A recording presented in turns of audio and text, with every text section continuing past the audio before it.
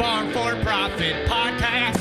Take a listen, have a blast. Farm4Profit podcast. Learn about farming while having a laugh. Farm4Profit podcast. This is a first experience for the Farm4Profit crew. We have recorded a podcast from a train. We've recorded a podcast from a boat. And we've recorded a podcast. Wait, we've done one on a boat? We've done one on a boat? No, we haven't done one on a boat. We need a boat. We have done a distillery. We've done it, yeah? Uh-huh. I remember the one we were going to do on a boat, and that would have been an extremely good show. Oh, no, pontoon. Cars, pontoon. Well, I know a guy with a boat, but I don't think it'd have anything to do with farming. We are now recording one live in an airplane. How high up are we right now? We're 3,500 foot. 3,500 feet above the ground. Crop Scout. So we are not quite in the Mile High Club of podcast recording. We're in the half-mile club. We're in the half-mile podcast. 5/8. We got the whole crew here together, headed down to a business meeting. Isn't it fascinating, guys, as a podcast, we get to go to business meetings. Yeah. And we've got probably one of the most interesting people that we know flying us down there. We have to say that. We have to say that. We have to say that. AJ, what's the call sign for your plane? What's the N stand for? N is November. So in November, all the letters in the alphabet have their own alphanumeric character. There you go. So A is Alpha, B is Bravo, C is Charlie, and so on. So N is November, and 802 in November, and H is Hotel. So 802 November Hotel. Ah. So every time you call into the airport, that's what you gotta read back to them. So that is our guest today. AJ Wiechmann here, hauls my pigs and now hauls me around. Welcome to this is probably a Farm4Fun show, wouldn't it be, Tanner? Has to be a Farm4Fun show. That's what we're doing. We're having a ton of fun. I did ask when the beverage services started, and he said hot tamales in yeah. that little drawer over there. Yeah. Apparently it's bring your own. Yeah. Yep, I screwed up today. Sorry, fellas. That's all right. You got a return trip home to make it up for us. I'll bring the beer. There you go. So what do you think listeners want to know from a podcast from the sky? How the crops look, maybe? All right. We're flying over, we just crossed into Missouri. Southeast Iowa, yeah. Just crossed into Missouri, seeing lots of, wind turbines. A lot of wind turbines. And most people in southern Iowa that I know don't like wind turbines. They want them gone. That's because we're in Missouri now. That was probably the line right there. Wouldn't you say, Corey, Central Iowa looked like there was some bonding issues, probably going to have spots of no yield, but otherwise, overall, it's looked okay to good? Yeah, definitely some challenging spots. We flew out of Ames, Iowa. Ponding was pretty bad. You could tell spring was a challenge there, and it got a little bit better as we went southeast. Southeast looked pretty good. I haven't seen much for water damage since probably Knoxville. It looks like all the ponding that we have down here is on purpose. Yeah, these are all acreage ponds. Yeah. What these are. People that like to hunt, fish, recreation. That's all recreational ponds. So, AJ, we always give our guests a chance to introduce themselves to our listeners. So, why don't you tell them a little bit about who you are and what you do? Yeah, my name is AJ Wiechmann, and of course, I'm flying these guys around, so I'm a pilot by hobby mostly, and I haul livestock and farm equipment for a living. That's what I do for a living. Been doing that this will be year 20 for that. Really enjoy it. Farming a little bit too, don't you? Yep, oh yeah, yep, been farming, can't forget that. Been farming, this will be year 4 for that. It's been a great experience. Obviously, things this year don't look as good as the previous 3, but we all knew that was probably coming. Yep.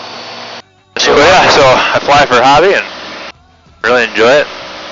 So do you have a cattle pot then, or a hog semi that you're hauling mostly what animals? Yep, livestock trailers, and we haul anything that'll walk on there. Sheep, goats, pigs, horses, don't matter, cattle. And we go all over the country, 48 states, and there are 18 of us. So wow. 18 livestock trailers running, and like I said, I got that all farm equipment myself, and we do a little bit of dry van work. But yeah, most of it came from hauling pigs. That's where we got our starters, hauling pigs. So what's the trucker term for your trailer? Like when they say pot, like a potbelly pig? Yeah, yep. Livestock pot. Livestock pot. Yep. And then what do you, low boys, or what are you hauling equipment on? Yeah, yep, it's a low boy. Ag trailer, it's got aluminum slide outs, so you can haul sprayers and all your grain carts and all the big wide stuff that can't get on a normal width trailer. Now the real question, what kind of tractor you pull it with? Yeah, what's your ride? Sorry, I don't know if the radio cut you out there or not. What's your ride right now? My ride? Yeah, what are you driving? I drive a Peterbilt. Yep, I drive a Peterbilt. It's a 2016 glider. Been kind of a project. I've been in the making for 6 years. It's took me to put it together, and I finally got it back in September. So, Didn't you blow one up early this year? that was the truck. It's like I said, it's been an interesting one. So, Has that got a Eaton Fuller transmission? it does. It does? Yep. Probably a big cat in it. Cat engine. Yep. Just kind of unfortunate. We must have had a bad crank in it because we broke the crank at what was that? 40,000 miles. Oh my shit. God. So. Very early in the game. Now, were you out in, California? I was on my way back from Oregon, actually. Washington. I had made kind of a West Coast trip there. I hauled some fertilizer out there. We ended up on a boat in totes. So I took the van, took totes of fertilizer from Liquid Grow in Williams. I'm sure everybody's familiar with Liquid Grow. That went on a boat in Seattle, Washington, and that product went to Anchorage, Alaska, to a farm up there. Really? Yep. Is that Growing Corn's farm? You know what? Yeah. Well played. So yeah. Now we're working my way back, and actually hauling floor dry back out of Nevada, and I got back to the Nevada-Utah line, and it laid down on me. Just started knocking and quit running. So Yeah. Up in Alaska, you could have got, remember we interviewed the guys from Edison, or stealing Edison's idea. What was the company with the... Edison Motors. Edison Motors, yeah, stealing Tesla's idea. That's what it was. Really? So as a trucking company owner, are you the owner of all the tractors, owner of the trailers? You work as a broker or dispatch? How's that work in a trucking business? So I am owner of the trailers. I have mostly, I would say 70% owner-operators, and then I own 4 or 5 trucks myself. So, but a lot of it's family. I got my dad, I've got 3 brothers that all drive, that all got their own trucks. So they're considered owner-operators, and then I got a couple drivers of my own trucks. But yeah, I don't broker. I'm not considered a broker. I just line up the loads for my guys, and once in a while, if I need help from a buddy, a neighboring trucking company, then I guess I wouldn't call it brokering because I don't take any money from that. I'm happy that they're helping me. They help me cover the load, so they get all the money. So I'm not a broker. But yeah, we work together a lot like that. So. Are your loads mostly for the same clients that you've had for a couple of years, or how do you go about? It's not a hot shot for livestock. I assume it's clients you've worked with. Yep. So I have a couple bigger integrators that I've been hauling for, and it's been since 2012. So what's that? 12 years now? Yeah. So that's some of my bigger ones, and then I've got some very small family-owned farms I've been hauling for 20 years. What's the value add in a trucking company versus someone else? I wouldn't even know what to ask. I mean, what sets you apart? Cool Peterbilts. Yeah, that's part of it. That's part of it. We do have nice equipment, a lot of reliable equipment. My goal is to always be on time. Obviously, Okay. I can't control all that, but I pride myself, and my guys, of course, to be on time more than not. We can't help, obviously, when a packing plant gets us backed up in a day or something like that, or a washout, There's some variables in there, but for the most part, I pride myself on being on time. And just having a good service for my clients and my producers that we haul for, like Corey. Yeah, I will say, so AJ hauls our pigs. I don't line anything up though for that, so I have no say in who hauls my pigs. It's the company that I grow for. I gotcha. But I don't know. I've been farming hogs since 2013. AJ has had some trucks on our farm since then. Not consistently though until about 2020 was when we switched to our new pig supplier. And I tell you what, the value that added is, yes, they are on time. I don't have to worry about it. When it's just a revolving door if you don't know what trucking company is coming to your site, who the driver is, all that kind of stuff. It's a little nerve-wracking when they're going to show up, because if you got 3 loads in a day and you start loading the first load's maybe supposed to start at 7 o'clock at night, and then you can start loading a half hour early or so. If they show up at 6:30, but the next guy that comes is an hour late, all of a sudden you got people there that you're paying sitting around, and it just ruins everyone's day, and everyone gets backed up. Yep. Yeah, all you guys got other things to do too, and when you're waiting on trucks, I mean, that ain't no good. Because you're paying them guys to sit there, you could be off doing other things, or having your guys off doing other things, Yeah. So how much, when I think of selling cattle, we always talk about shrink on the cattle, depending on the haul and how far. Does the hauler make a difference on that, how you, like, practices? It could have some difference to do with it, yes. Mainly in like your loading practices, or how your what we call a stocking rate. How many animals you put per compartment. If you don't use your head and don't spread them out as best you can, you cram the animals in there, and yes, they're going to shrink harder. So yes, there is something to do with that too. And there again, I'd probably micromanage that a little bit. If I know that the guy going there hasn't done this very much, I'll say, hey, this is how I want you to load the trailer. Yep. Just to make sure that they don't, just because they're maybe not educated or aware of how to do it.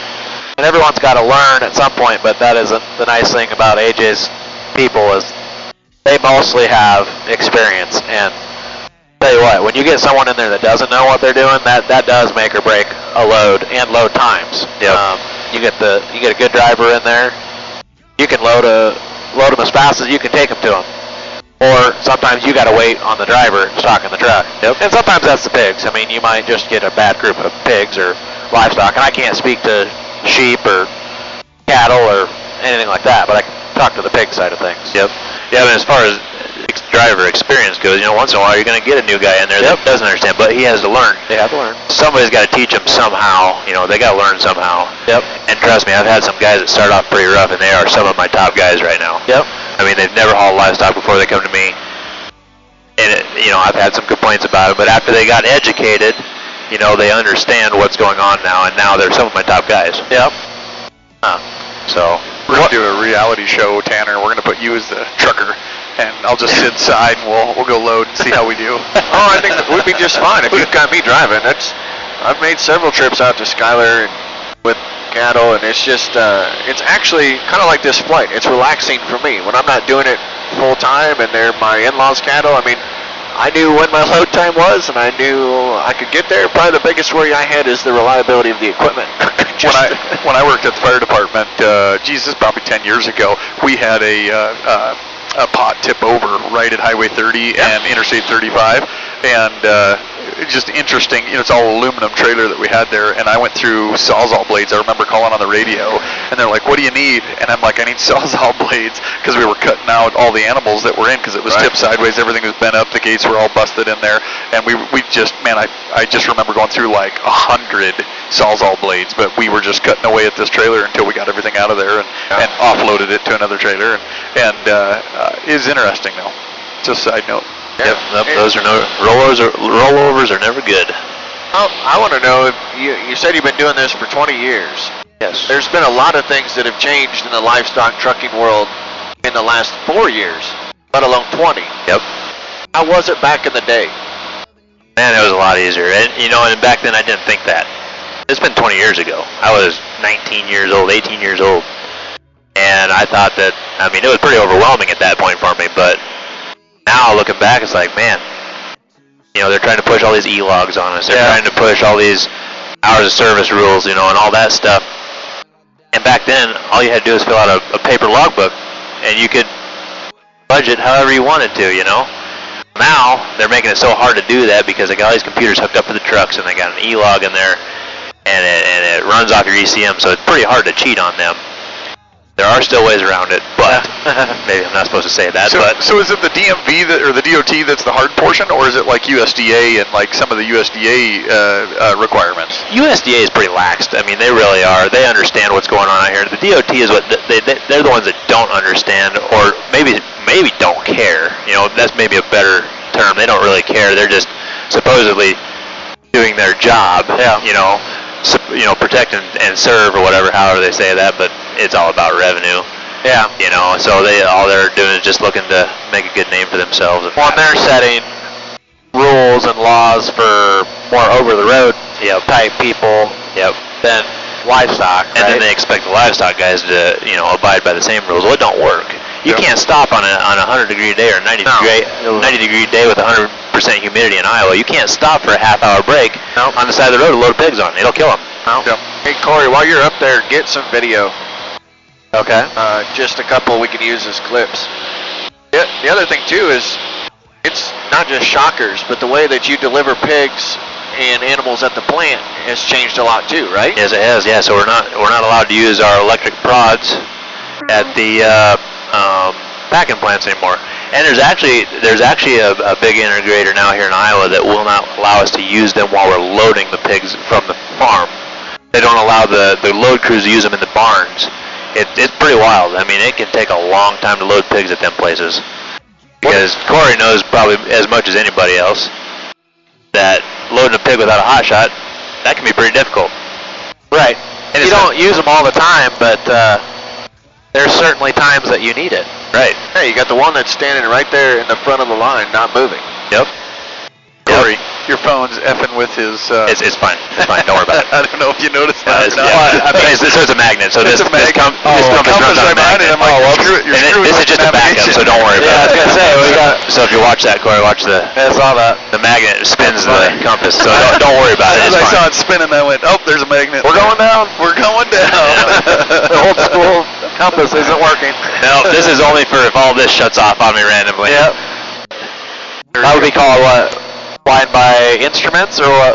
Well, actually, if all that shut off, then you wouldn't have instruments. No, and you're just flying by sight and sound, I guess. What would happen if we did come up on a storm, like you tried to fly above or or around it? Yeah. Flying by the seat of your pants, isn't that what it's called? That'd be pretty close. Yep. Flying by the seat of your pants. How it feels in your seat. Yep. What other terms have come from airplane pilots that we use? Oh boy, I don't know. I'm trying to think either. Yeah. Wasn't that balls to the wall? Wasn't that a pilot? Oh yeah. Because it used to be a ball for your throttle or something. And Yep. Some of the old planes have a round ball or knob on the throttle and stuff. Yeah. So that makes sense. I've never heard that before, but that makes sense. Balls to the wall. Yep. Yep. So back to the trucking side of things, everything's continued to change, and obviously everything's gotten more expensive. I remember one of the first pots that my in-laws bought compared to what a new pot costs right now. It's crazy. Have your fees for hire been able to follow that trend as well? Absolutely not.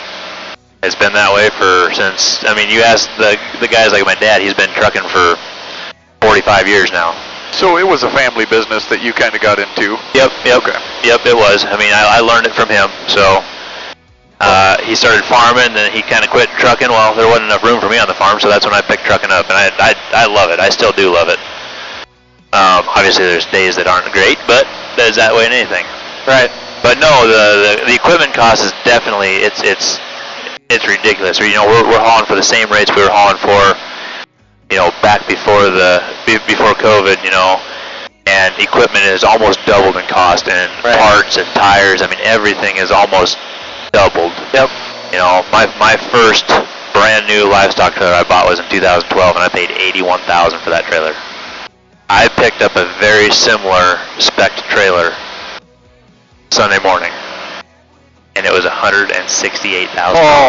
Holy So double the cost. It was double the cost. Well, it's kind of the same in growing the pigs. We've been paid the same rate since 2013. We've never had an increase. Yep. But yet the barn costs. Yeah, look what it costs to redo your barn. Right? Yeah. That probably costs just to remodel your barn probably costs what it did to build them. So we're putting in gates and doing some solid sides and stuff right now. Yep. Probably should be looking at slats and that kind of stuff, even though they're not bad, but you're doing all that stuff. My barn's 26 years old. So we got a quote a year or two ago. I think 2022 we got a quote. It was $750,000 to redo everything. We paid less than that for the site. Yep. Let's talk about this a little bit. So I went to the Western store yesterday, Western Edge, and got to talk with owner Melanie Edge, and she even said that inflation is hurting her business right now. She has a noticeable downturn in sales. And so I've said it many times on the podcast, markets are emotion, and the emotion, Corey, what's corn at right now? $3.90? We're under $4. So under $4. So we just cut every farmer's paycheck in half now, and caught twice as much to borrow it. What do you guys think the next 3 years looks like? Probably it feels negative. It don't look good, and I'm not probably a good one to ask because, like I said, this is year 4 for farming for me, so I've seen nothing but good until this year. Yep. I feel like it's sideways. There's nothing that seems like it's going to break a lot of news out, up or down. I mean, you'd have to come up with a lot of demand for this to go up, or you'd have to come up with a crop failure. See, I don't think, somebody asked me the other day, and I don't think new trucks are going to go back to $30,000. So everything costs more. Now, I've tried to charge more, and yet I'm getting beaten up even more in price because now it's that competitive because everybody's worried about it, so that they're all lowering their prices. I don't know what the right stance is. Do you just...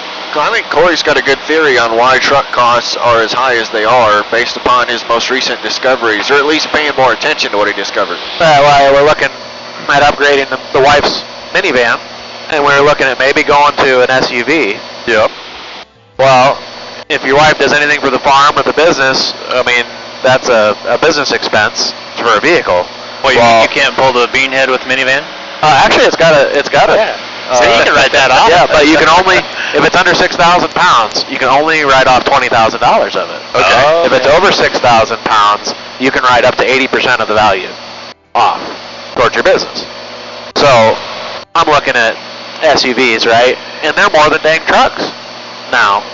The pickups. They're ridiculous. And I mean, they're nice. But then I'm looking at the minivan. I get a brand new minivan with all the bells and whistles. Yes, it's a minivan. I get that. You just don't get that extra 6 inches of clearance. But you get that for like mid-50s, and you're not getting into a low-quality SUV for 75. And I think that bump up is because you can write it off. Yeah, it could be. Yeah. Well, and it costs twice as much for registration of that vehicle. I know that because you can buy a truck. My wife and I looked at a truck versus an SUV, and it's like $400 a year to register the SUV, and it's like $90 for the truck. So yep. As long as you get a 4-door truck with a bed, as long as there's a bed in it, then you're, I sent Corey a text that said the bed's got to be at least 6 foot. It can't be a short bed. See, that wasn't on the. So that's what I saw. So is that why they put all these newer pickups at a 6.5 foot bed? Probably. I think it's exactly why. At least that's what they claim they are. I don't. Yeah, someone probably came up with those ultra short beds, and then someone got audited and found out they couldn't write it off like they wanted to, and register your old El Camino. Yeah, I got an 8-foot bed. Yeah. I don't know. I'm just wondering. Even should we be? So it's my first year of farming, so unlike you, AJ, I'm starting off just on the assume we're going to lose money. But it makes me wonder, should we budget better and start backing off our personal expenses? Because we went out to eat last night, and we'll go out to eat again next week. Should we start tailoring that back, or is that going to trigger the economy to do something different because everybody's doing that? Everybody's hesitating. That's a good question, and I've often thought about that myself. Yeah, where do you start cutting costs, or how do you make it work? Me, I'm not going to lie to you, I've got nice equipment. I probably should maybe downgrade some of that, but the problem is right now nobody else wants to buy my stuff either because they're not making money either. So, yeah, do you start cutting out stuff of your home life or your personal life? I don't know if that's the right thing or not. Yeah. To me, that feels like a last resort. Yeah, I agree with you, and that really ain't fair to your wife or your kids. Yeah. It ain't their fault. So I don't know. And that's why we're working as hard as we are, because we want nice things for our families and, to have a good life. Yep. But that's exactly right. We don't have to push Farm for Profit as hard as we push Farm for Profit. But Corey does always give me shit for trying to save my way to prosperity. I feel like if you just always run a lean ship, then that's what you don't have to worry about. If it doesn't work and your ship's already as lean as it can be, then it's really shitty. Well, I've even thought about marketing some of the farms. My gal in my office, the office manager says, hey, we could save if we only mailed promotional mailers to 15 miles away rather than 20 miles away. Probably saves $2,000 an auction. Well, where's the line? And then also, every time we send one out, we probably promote our business too. I just wonder if all business owners are thinking that way and how they decide to cut back, if they do cut back, or is this the time to go forward and over-advertise your business when everybody else is not? Right. Well, I want to get back to a little bit more fun conversations here with AJ, because this flying privately in a plane is already something that I think I'm falling in love with, and that's not going to cut expenses for Farm and Profit. Well, I mean, this isn't considered a PJ. That'd be a private jet. This is what would you call this? PP, a private plane? Private plane. I guess so, yeah. It's PPP, private top plane. No PJs, no hot tours. Yep. Yeah, no, it'd be considered a private plane. Yeah. Well, let's fly somewhere and go look at a twin prop. Yeah, we can do that too. As you, AJ, you said that you've owned planes for almost as long as you've been driving trucks. About half the time. Yep, this is probably about year 10 for me owning a plane. And you originally got it for personal use, enjoyment. What's some of the coolest places you've flown to? Oh, man. I know it wasn't Houston. No. So actually, funny story, that's where I bought this plane from, was Houston. Really? So I did all the training in this plane down there. Okay. And I got that from down there. But probably some of the coolest places I've been to is, I've been up into Montana and actually going out, believe it or not, I go out to Vegas about twice a year in this plane. And it's a long flight. It's an 8-hour flight. But it's a lot of fun. Yeah. I mean, different country. Been into Florida. We flew my family down to Gulf Shores, Florida for spring break 3 years ago. And, we stopped in Nashville for the night on the way down there, just kind of, just something extra to do for the whole trip. And it's just, it's cool places like that not everybody says they can do or have done or can go do that just on a whim. Yeah. What's it like flying into a big airport like Vegas? Or do you not fly into Vegas, I don't know what it's called, international? Yep, so, man, I can't remember what they call that one either. But no, big airports, like real big, busy commercial airports, like Dave, you asked about maybe stopping in St. Louis on the way back tomorrow. They won't, let me rephrase that. They will allow me to land there. They don't like it. Yeah. Because they got a lot of big planes coming in and out of there. They don't want little me jumping in and out of there. So as I was telling Corey, there's 9 miles from there, there's a small little airport, and we could have landed there and just Ubered over there quick. But same way in Vegas. The big main airport there, I can't remember the name of it off the top of my head. I fly into Henderson Executive, which is 20 miles west of town. Nice, small, private. It's a private airport, I guess. But how big do you have to be? Like a 9-passenger jet, or let me rephrase this first. What's the difference between your plane and a jet? I know, like a jet engine, but there's got to be a huge, significant difference in flying a jet versus flying a plane. It's mostly speed. Them jets go a lot faster. If a controller's got you in the pattern and they need you to speed up, this thing won't go that fast. Just to keep out of the way of other planes, like them big commercial planes. And there's what they call jet wash also.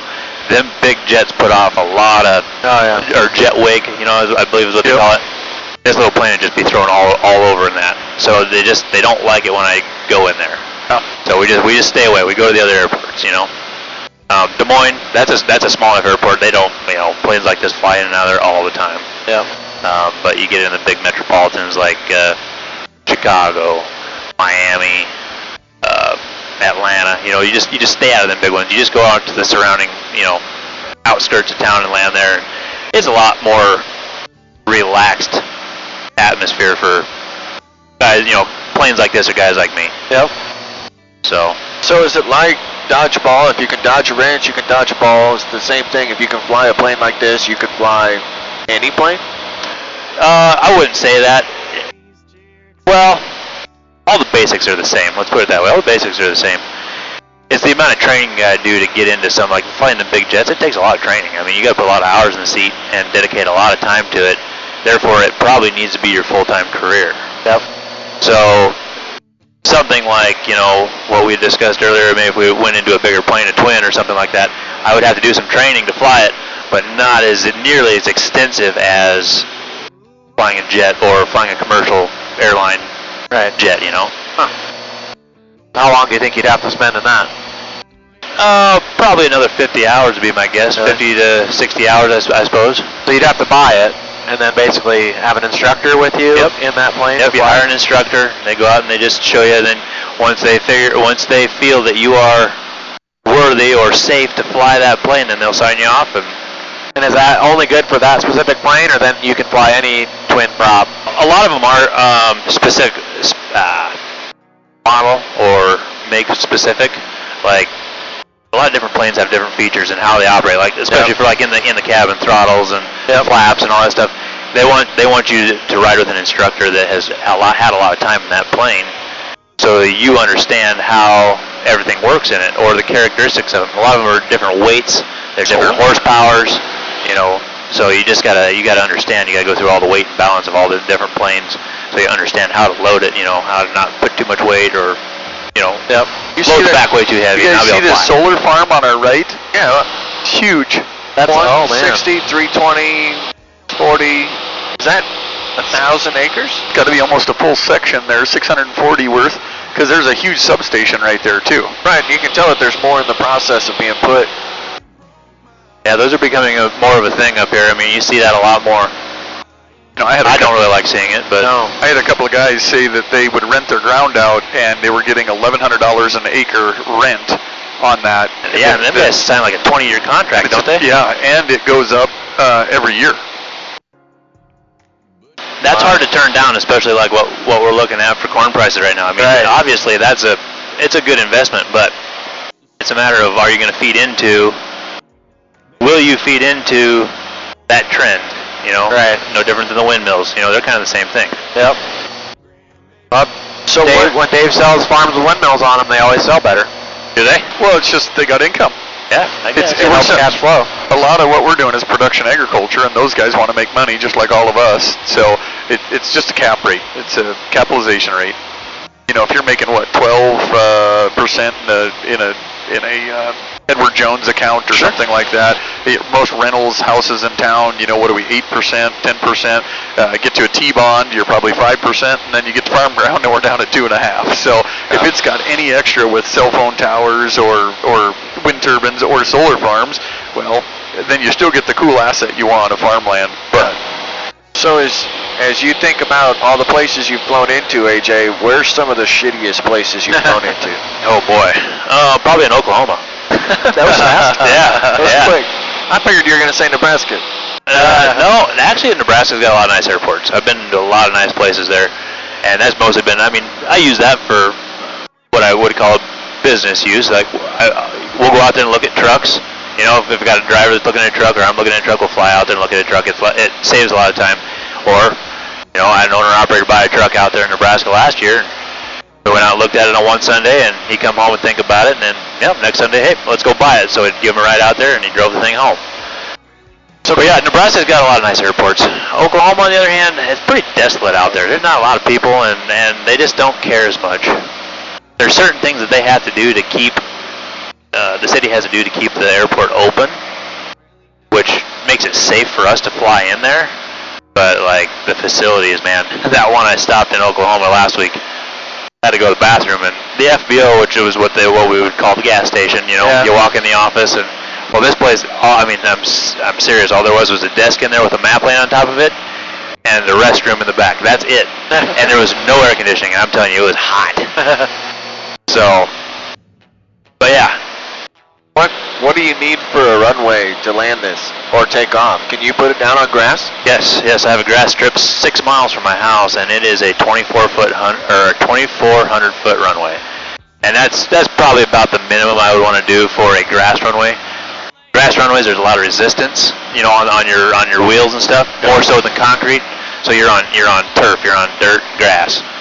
Well, it's more resistance. You need more length to get off the ground.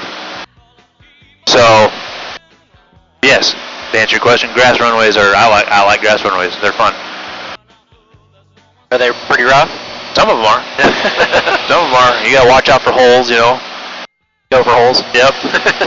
Yep. Have you ever had a close call, in-air emergency or anything? mean, I don't know if I would call it an emergency. I didn't think it was. We went out to Nebraska to look at a truck one day and come back, and so this airplane, you got to manually switch the right and left tank right down here on the floor. See that, Corey? Yeah. Okay, so I watch the gauges here, and every 30 minutes, I'll switch it back and forth. Okay.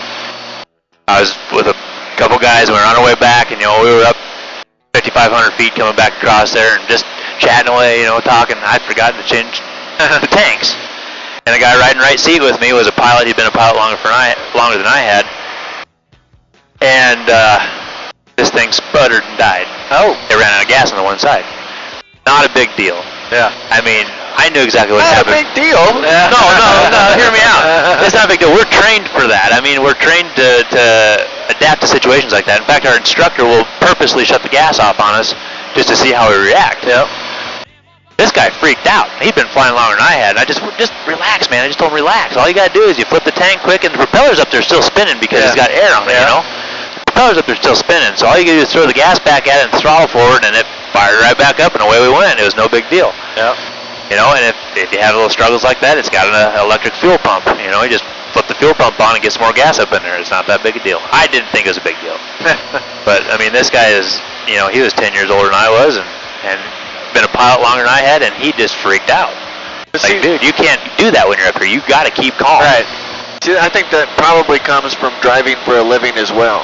Like, you get that. Things happen to you in a truck. Oh, all the time. Yeah. If you blow a steer tire, you don't overreact. You just try to gain control and get her, pulled over and stopped. Same thing. If you end up running out, forgetting to switch fuel tanks, which happens on some of our trucks, and okay, let's get this figured out. Do what I can to stay safe and get back on the road. Yep, man. Yeah. You just got to keep calm. Otherwise, you lose your mind, and you don't. Then you end up screwing things up worse. So earlier you said your wife doesn't like flying as much as your kids do. Do you ever try to freak them out just being the pilot? Well, what I meant when I said she doesn't like flying as much as they do, she likes flying, and the kids like flying too. What she don't like is the roller coaster, man. When we start going up and down, she don't like that. But no, she's great. Funny story about that was when I first got my license, I had a smaller plane. It was a 4-seat plane. It was an Archer 180. A lot slower, a lot tighter cabin. Anyway, we have this lake in Missouri, or a house at the Lake of the Ozarks in Missouri. And for whatever reason, we'd always had somebody driving down for the weekends. When I'd fly down, she wouldn't ride in the plane with me. She just wanted nothing to do with it. Yeah, she loved going to the lake though. So she'd always ride with another family member down to the lake in the car. Well, it just so happened one weekend, nobody was driving down. And I said, I'm going. The kids want to go. The dog wants to go. And she's like, I'm not going to ride in the plane. And I said, well, I'm sorry, you're staying home then. Yep. And I packed my bag and we were starting to head out the door. And she's like, you're serious? I said, yeah, if you want to go, you're getting in the plane with me. Yep. And that was the first time she rode in the plane, and now she don't want to drive. So, she just don't like it when I start pulling on the yoke and making this thing roller coaster, Oh, yeah. It's kind of fun, The kids love it when I push on it hard enough that they're back there floating in the air. So. Maybe I'm not ready for that yet. No. But so my father-in-law's got his pilot's license, and I don't know what level, but he was doing it out of Ames, and he offered to take me up on one of his, continued his hours or whatever you have to do to keep it. And I was conveniently busy, so my other brother-in-law went, and he told me that was the most scared he'd ever been, because as they're landing, they were almost crossways on the runway because of the wind or whatever it was. Yep, crosswinds, yep. And they touched down, and my father-in-law said, nope, I got to do better than that. Just gunned it, took back off. So not only was he scared shitless on the first time getting ready to land, but now he had to do it a second time. And so I've never flown with my father-in-law. Yep, they call that a touch and go. You come in and you got enough airspeed yet, you just hammer the throttle and you go again. It's touch and go. Huh? There are some pretty cool, I don't know what you call them, aerial acrobats or whatever, Corey. I don't know if you guys get to see them, but they usually do tricks and stuff over Huxley. And they've got their smoke screen out the back, and they'll make smiley faces, or they'll climb up. It seems like they climb as high as they can climb, and then spin and go into a nosedive and swing around. I'm like, that would probably do me in. There's a lot of really good stunt pilots out there, and man, I'd love to do it, but you're not supposed to do it with this plane, so. Out by Big Creek where the farm is, we get some guys. I don't know if they're quite doing what you're talking about, Tanner, but they're definitely going up and coming down, and you can hear the thing like shut off and, you know, turn on, get going real fast. Another big solar farm over there to the east. Huh. Wow. So you said you started farming 4 years ago. Yep. Was that family land, or you just decided to start farming from scratch, or what? It was, yep. Bought a piece of my family ground that had, been in the family forever. And that was the first farm I bought. I rent the rest from my dad and one other landlord I have, and it's all within, I'm pretty fortunate, it's all within a mile and a half of my house. That's Or nice. from the bin site, you know. So, yeah, got started with that first 100 acres, and rent 500 from my dad and 100 from another guy, so about 700 acres total. Well, that's not too shabby. Yeah. So and then actually this year we just we started introducing cover crops, which you know what? So far I'm a big fan of. Yeah? I just as an experiment I did 300 acres of beans this year. I did 200 acres on cover crop. We did cereal rye for that, and then 100 acres into tilled ground. I dissed it, and then we field cultivated this spring. And I'm telling you what, I have got so much volunteer corn in that tilled ground, and the weed pressure's awful. Yeah. My no-till stuff looks, the cover crop stuff looks amazing. It was a good spring for cover crops. It was great. When you get moisture like that, I've seen it when you don't have the moisture, it's dry, and then it just turns into concrete. Yep. Yeah, that makes it a little bit tougher. Yep. We got really lucky over at the in-laws. Oh, that's another solar farm. Is that what you were talking about? Yep. Huge one. I'm looking backwards for the listeners. I'm the one that's flying backwards, so I get to see things after everybody else does. It's huge. It's huge. But anyway, we over at the in-laws, almost 100% of our acres going to soybeans get rye or some type of a cover on them. But we always reserve 600 to 1,000 acres that we harvest for the feed yard. And we got very fortunate this year. We got a dry spell right there at the beginning of June. We were able to get the crop off and then beans planted. And that week, it rained off and on for the next 2.5, 3 weeks. So it couldn't have gotten any luckier as far as it goes for planting late soybeans, putting that together. Yep. And if I recall, them weren't really heavy rains. They were nice light soaker rains. They just did a good job. It didn't flood nothing out. Yep. Not everything goes right over there, so it was kind of nice to see that work. Yep. Most things don't go right over there. So yeah, speaking of trucks and motors, we got 2 with head gaskets out of them that we need to get ready before harvest. Yep. Trucking ain't easy. You got a full-time mechanic? I do, actually 2 of them. Yeah. Yep. They keep the shop rolling, keep my trucks rolling. We do a little bit of outside work for some of the neighbors. Do some aftermarket custom stuff to the trucks. We dress them up a little bit. And we just started working with a buddy of mine out east, and we bring in his air ride kits and we put them on the front of these trucks and get pretty fast at that. Does Logan still do a lot of painting for you? He does all my paint work. Pretty fortunate. His paint shop is, I can throw rocks in his windows and break them, and he's right across the grass from me. Yep. So if I need something done, if it's something big, we'll put it in my shop, and like a trailer or something like that, he'll come over and paint that. If it's small, we'll take it to his place, and we just work really good together. Yep. So it's very fortunate that I got a good guy. Yeah, that helps me out there. He does great work. I've used him for years. That's probably where I first found out about you, was when I was heading up there, because Logan came down to DMAC. Yep. And partied with him quite a bit back in the day. We're looking out the window here. Every acreage has a pond. Yep. Whereabouts are we? We're over top of... We are actually directly west of St. Louis, and we are 38 miles directly west of St. Louis. So by Columbia, probably. Well, maybe not. We're a little south of that. And we we're about 100 miles east of Columbia. And we just flew through a cloud, right? No, that was we're between the clouds, yes. That was our first turbulence we've had. That's pretty cool, though, to see. Like, literally, we're flying through the clouds. Yep. Where else do you think you'd fly, Tanner? Above them? Below them?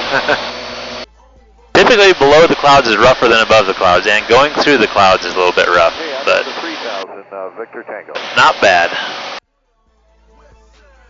So as you think about the future of your trucking business and what you've got going on with the farm, what do you hope that looks like? Are you wanting to fly more? You want to farm more? Want to truck more?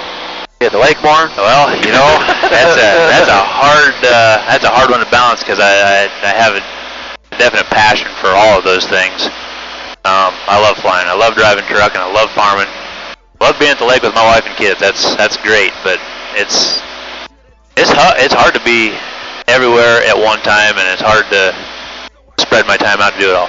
As far as the future goes, I'm going to grow as the trucking company will allow me to, because it is my main source of income. The farm is a hobby. I mean, in all consideration, there's a lot of big farmers around me. My 600-acre farm it's a hobby farm. Yep. Flying right now is a hobby, but if I get into more of a career with somebody, you know, if we end up partnering on a bigger plane and we end up doing more commercial stuff, I'll probably gear more towards that. And I've got a brother that's helping me run the trucking company, so you know he can dispatch while I'm in the air, and you know between the two of us we'll get it taken care of. Yep. Yeah, I would love to pursue more of a career in flying. I do love it, but I won't give up trucking completely. Right. And of course the farm is there, and I'm going to be back there spring and fall to do that. So yeah. So what's a weekend look like down on the Ozarks with the wife and family? Good. It's real good. You got a big boat? For that lake, I would call it not so big boat. Yeah. It is a 35-foot Regal. It's what it would be considered a small boat there. I mean, there's a lot of 60, 70-foot boats down there. So You just take the family over to Redhead's, get yourself a cheeseburger. yep, we do that quite a bit. I love it. So what are we looking at over here, Corey? This is the Missouri River? That one is It doesn't look big enough to be the Missouri River. no, that's probably the Columbia River maybe. But it is quite interesting. You see all the trees, and Dave was talking about the ponds outside of acreages, and then you get next to this river, and it is like a mile of actual farm ground again. They're farming the river bottom. Yeah, I can't bring up what that river is. It's good. It's just mucky soil. Yeah. Well, AJ, we appreciate you allowing us to take over your radios and record an episode for the first time in a plane. My pleasure. We might have to go higher when we come back so we can actually be a member of the Mile High Club. That's easy to do. I will be in the front seat. You know what has to Corey. happen when you're the Mile High Club? I was just getting ready to say, I'm going to sit in the front You and seat. Dave? You and Dave will be in the back seat. Hey, I'll make y'all sit in the back. I'm getting kind of nervous. Jesus.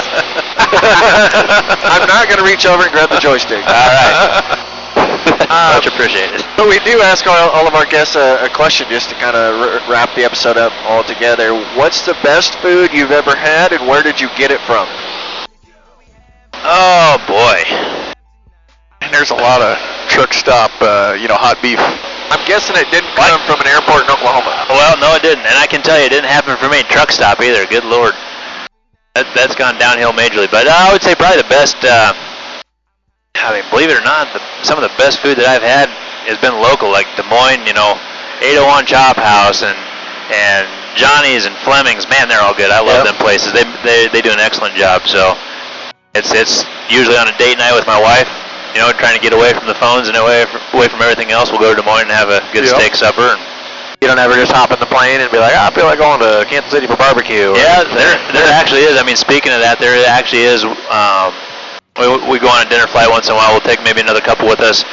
Very, very good restaurant called Jones Black Angus, and that's up in Prairie du Chien, Wisconsin.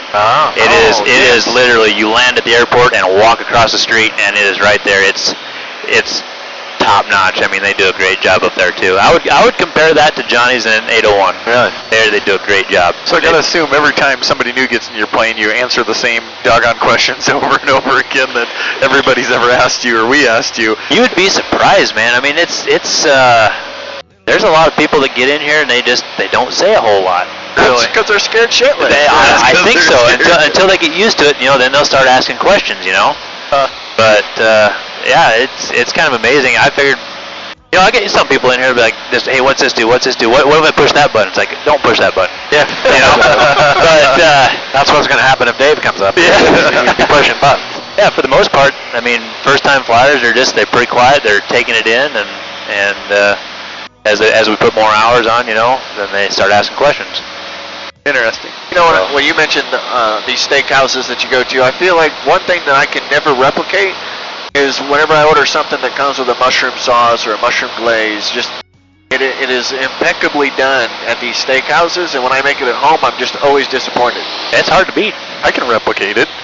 It's easy. I don't order mushrooms. It's not easy. Hey, the steak tastes exactly the same. No mushrooms. Yep. Golf course, Tanner. Okay, how long do I have to wait till I see it? 10 seconds. It's probably the end of the wing now. There's a lot of wet ground over here. All that bottom ground, there's a lot of washout. Yeah, a lot of river bottom right here. But yes, AJ, thanks again. We appreciate it. If somebody wants you to come and pick up their livestock or come and pick up their wife in this plane, how best do they get a hold of you, or do you not want that? Pick up their wife? Okay, fair enough. That might be pushing it just a little bit, but no, you can. I can give you my phone number now, or if you want to get a hold of Corey or Dave or anybody or Tanner or anybody, they can get a hold of me. We'll connect them that way. I think that's a good Yeah, way. that's probably better. Awesome. I always got one more. We talked about the old school trucking ways. Yep. Still got any of the old toothpicks? No. I ran out a couple years ago. Damn. I always wondered how long they were good for. They got a pretty high shelf life. That's all I got. Good. So, Awesome. no, thanks for having me. I appreciate it. Yeah. Hey, that's a wrap on the first show from the air. We didn't even talk about trucker lingo. I was like waiting to get some Yeah. Yeah, well, next time, you have to do one. You have to go down to the lake on the boat, and then we can do one from the boat. There we go. There's the boat one. I like it. How far is the lake from where we're going, like for a flight? 45 minutes. 45 minutes, that's it? Shit, we should have just stayed there. Yeah, we coulda. We could have paid you Airbnb. Do you rent it out when you're not there? No, it's just for personal use. I got a phobia about people sleeping in my bed. Yeah. I got a phobia about people sleeping in my bed. Yep. We're flying through a cloud, Tanner. Yeah. I can tell. We call this industrial haze. Industrial haze. Oh, that's cool. All right, well, I'm going to hit stop on the recording. We appreciate it.